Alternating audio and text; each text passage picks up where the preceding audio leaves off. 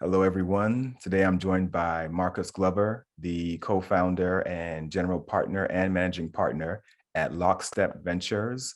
Lockstep Ventures is a venture capital firm with a mission to empower systemic change by helping Black entrepreneurs make their dreams come true. How are you today, Marcus?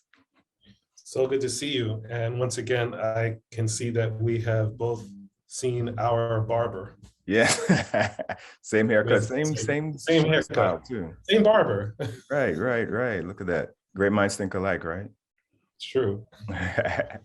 So getting right into things, I'd like you to, if you could, describe the current state of venture capital in general. Well, I think that in so many ways, just the economic climate and realities that we're facing, sort of the lingering effects of the pandemic. Clearly the government printed money to try to save communities, cities, and small business, and that debt is coming due, which is starting to create this hyperinflation, 40-year, 40, 50-year record rates of inflation, and the realities of now a growing conflict in Russia that is creating supply chain issues and food insecurity around the world. Suffice it all to say, it's a really hard time in the world, and venture is not immune to that. It is a time that stocks are down 30, 40%. So the stock market is down. And while those are mature companies that are taking a haircut, you can follow the food chain. And, for venture, whether it's late stage or even early stage, there is now some pressure. The pressure is to be a lot less wild-eyed, if you will, in terms of, for founders and founding teams to, have venture capitalists to buy into your moonshot vision, and to be more grounded in, creating revenue generating companies and investing in balance sheets. So I think that's sort of the climate that I think we're in. We're all having to adjust. And I think the upside is it's also a time of great values. You're finding great companies that do have strong balance sheets, do have strong revenue portraits, and quite honestly, some companies have had to shave off some of those sky high valuations and come back into gravity a little bit more, and that provides some attractiveness in the market and for venture firms. So I think that's sort of where we find ourselves in late May, early June. Okay. I think it's also worth noting today is the 2-year anniversary of the murder of George Floyd, Yeah. which created this moment of not only racial reckoning in America, but it definitely shined more of a light on the private markets and the public markets, and began to open up conversations around access to capital and democratizing access to capital for diverse managers and diverse founders. So we're sort of 2 years since that event as well. Yeah, thanks for acknowledging that. I also wanted to ask how you would describe the state of Black venture capitalism, because there's venture capitalism and, even like within that, there's a Black VC. I don't know how you would describe it. What is the state of Black VC? Well, I think it's continues to be a time of record growth and higher than average challenges. You know, from a challenge standpoint, we're still challenged for having access to LPs, access to capital. You know, the challenges for diverse funds, diverse fund managers continues to be not in sync with the sort of general mandate for fund managers. The damning truth is still less than 2% of the total amount of venture capital investment is through the hands of minority fund managers. Even less of that goes to Black founders, founders of color. I think on the positive side, you are seeing so many talented fund managers raising, you know, $50, $100 million funds. There are more women of color who are in fund management roles and more women-focused funds.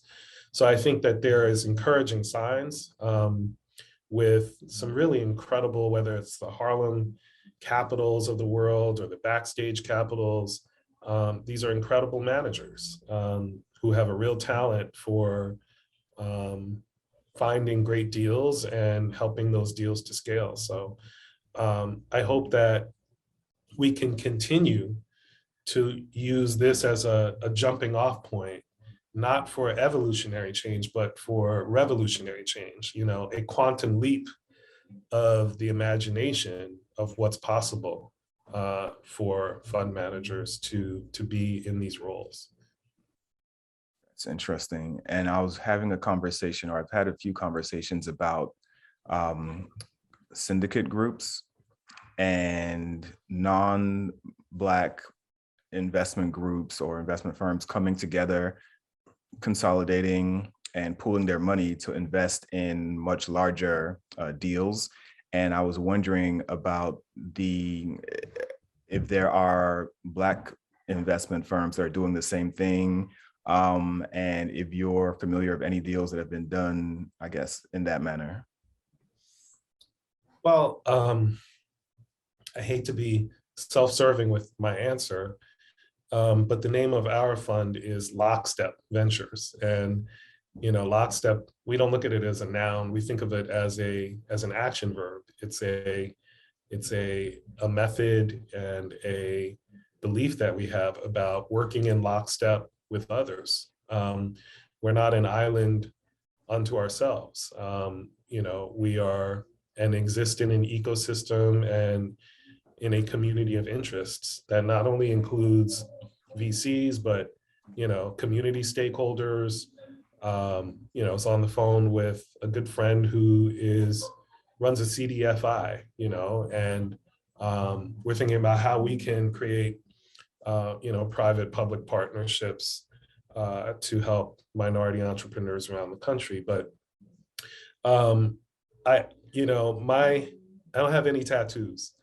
My hero is Malcolm X, and if I did have a tattoo, I think it would be to quote words of Malcolm. And one of the guiding principles of Malcolm was to get Black folks to work together. And his famous quote that I love was, "Do you want to be 5 fingers or do you want to be 1 fist?"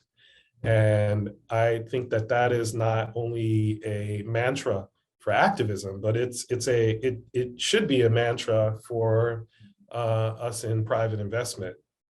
You know, the world is familiar with things like the Facebook mafia or the Google mafia. When those you know, early employees leave these organizations and, you know, cash out their earnouts and start investing, they have a club and they invest in deals together, right? And they're able to sort of pick winners by syndicating deals and getting in each other's deals and working together to make those deals a success. And I often think that is the way for us to have success in helping entrepreneurs of color, is by working together. I have certain skills. My fund has certain practices that might be a bit different from others in the ecosystem. We're good at go-to-market. There's others that are, good with government and, B2B SaaS. We're not B2B SaaS investors. So, but if I see a SaaS deal, I want to bring SaaS investors in and help with marketing. So I think this is the continuing practice that will yield greater success. It isn't, sort of more training in fund management necessarily. It's actually a practice around a call for unity that will create greater success for not only the world of Black VC, but the world of early stage entrepreneurs as well. Well said. What types of projects are you noticing capital flowing to right now? And help me with the question a little more. From what standpoint, and are you asking sector specific? What sectors are attracting capital, or? Yeah, so let me re-ask. What types of startups are you seeing are receiving the most venture capital right now? Okay. Well, look, I think that, we're looking at a changing world.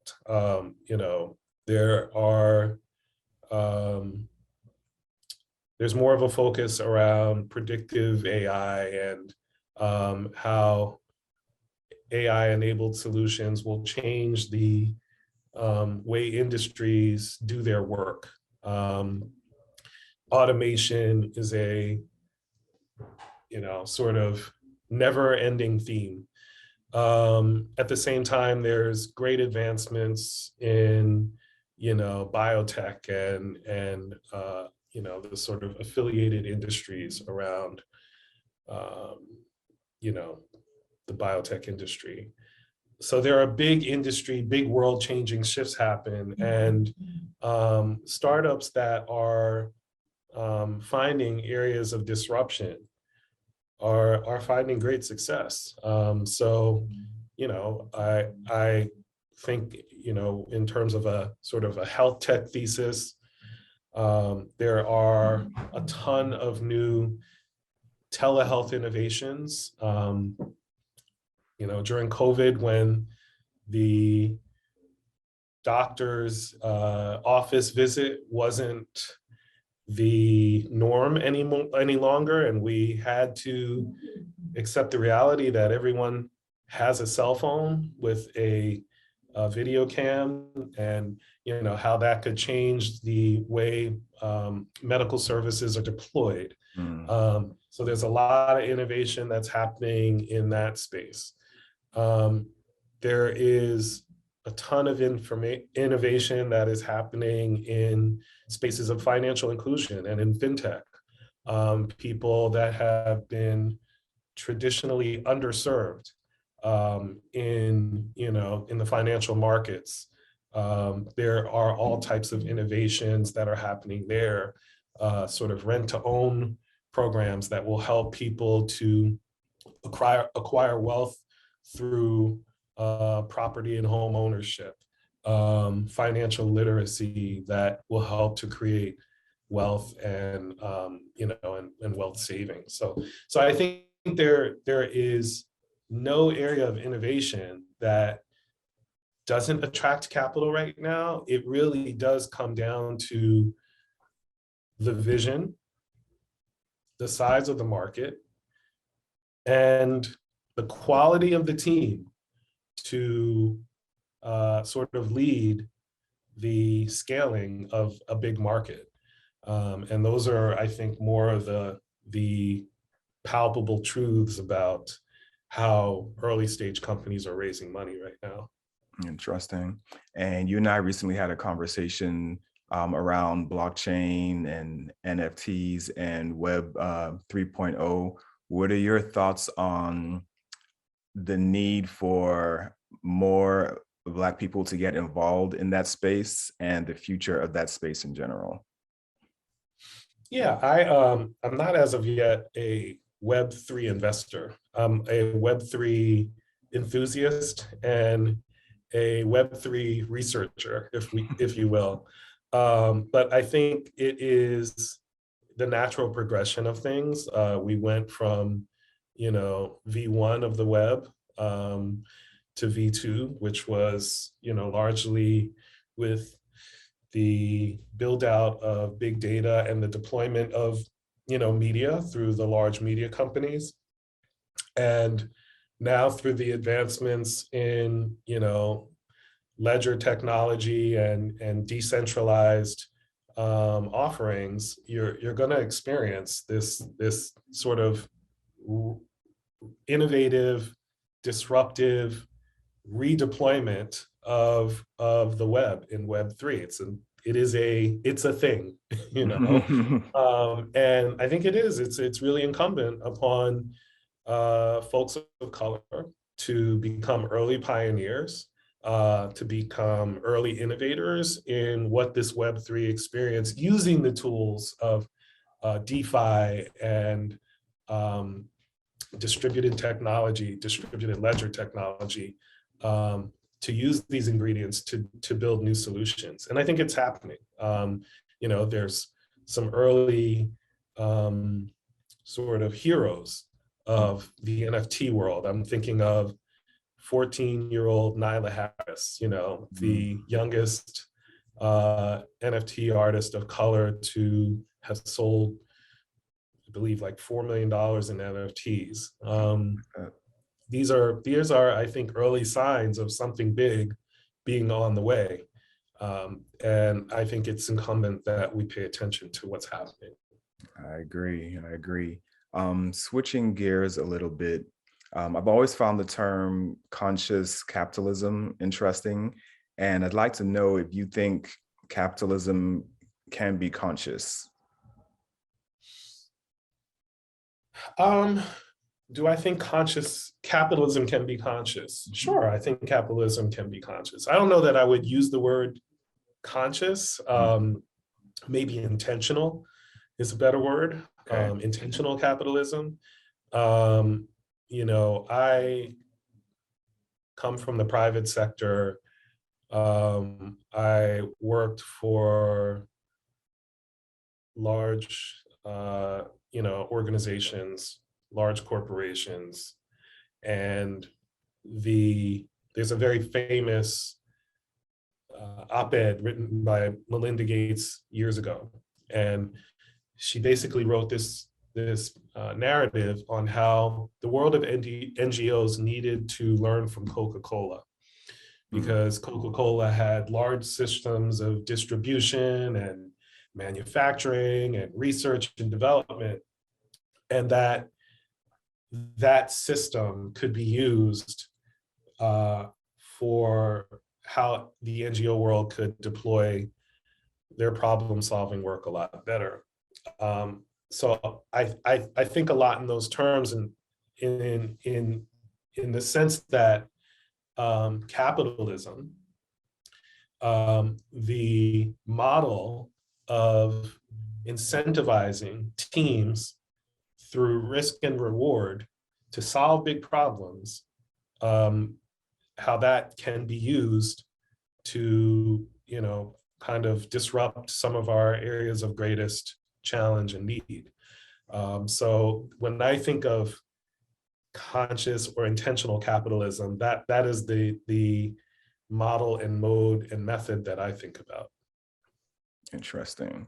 And you've also mentioned the term fair chance hiring. Can you describe what that means? Sure.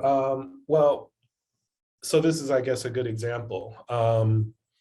So I function in the private markets. So in the private markets, there's on one end venture capital, On the other end, there's things like hedge funds and private equity investors.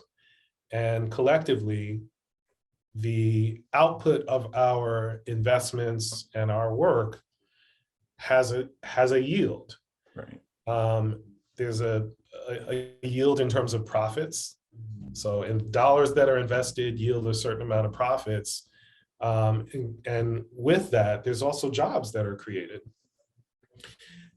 Largely, the private markets is concerned with creating shareholder value, right? Financial returns, returning to the investor. That is the, chapter and verse of every MBA student, every banker, every person who works in finance is shareholder value. There's also this notion called stakeholder value. And stakeholders is not only the shareholder, but it is the people that are impacted by these innovations. And one of the stakeholder audiences that we think about is marginalized people and marginalized communities and how they're impacted by the record wealth that is created from this investment and the amount of jobs that are created and having access to those jobs. And so the Fair Chance Hiring Rider, my fund and our firm, we have adapted ourselves. And it simply works in a way that every investment we make, we ask our portfolio company to sign a pledge. And the pledge says that when they accept our capital, they will use fair chance hiring practices to hire workers from marginalized communities. It could be formerly or presently unhoused people. It could be formerly incarcerated people, but people on the margins. And what we've witnessed is that for the total investment in the private markets, there are 250,000 new jobs that are created each year. Just think about that. That's 250,000 jobs created this year that didn't exist in 2021. And so the question is, how can we bring people from the margins into those jobs? I work a lot in the space of criminal justice and criminal justice work.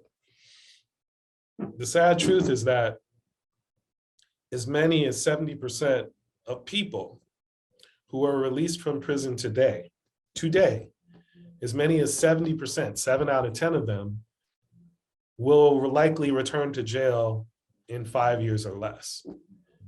And a large part of the reason that they'll return to jail is not because they're bad people. It's because, one, they couldn't find stable housing, and two, they can't find stable employment.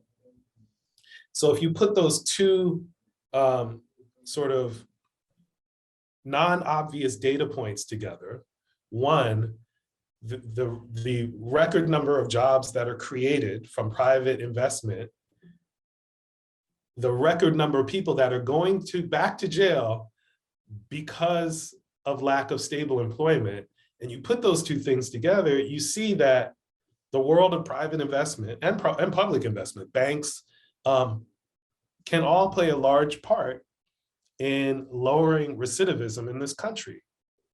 And so that, I think, is an example of conscious capitalism. It's intentional capitalism. It's saying we're going to use capital to address problems that exist. And that is how we think of our work. Some people call it impact investing. I don't really care what the term is, but it is being intentional with the kind of outcomes that we want to create.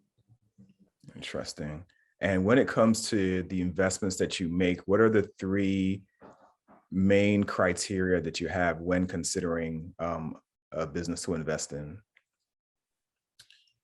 Why 3? Hey, as many as you like.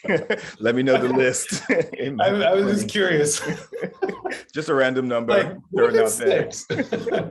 All right, let's start with three. I think one is there a big market? The other way of saying that is there a big problem to be solved? Um,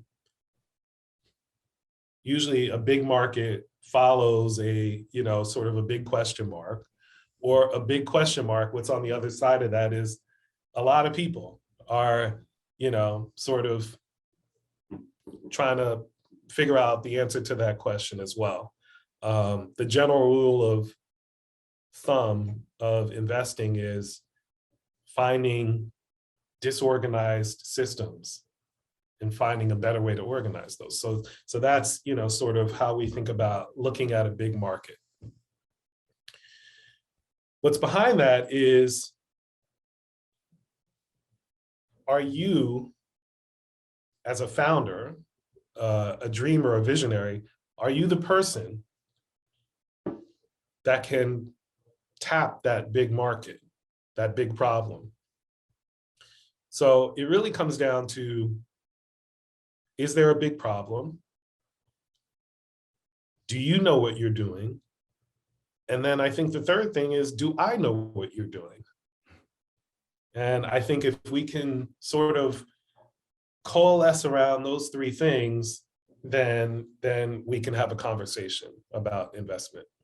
Okay. And I know I limited it to three, but if there are any others that you want to drop, then by all means, go ahead. No, I think, I guess my only riff would be, it really comes down in a lot of ways to the founder. One of the sayings that we repeat a lot around our fund is, you bet on the jockey, not the horse, right? Right. Founders that have an incredible vision, a great management style, great leadership style, are flexible to take input and direction. Those are founders that we really like to lock in with. Yeah, I think that's it.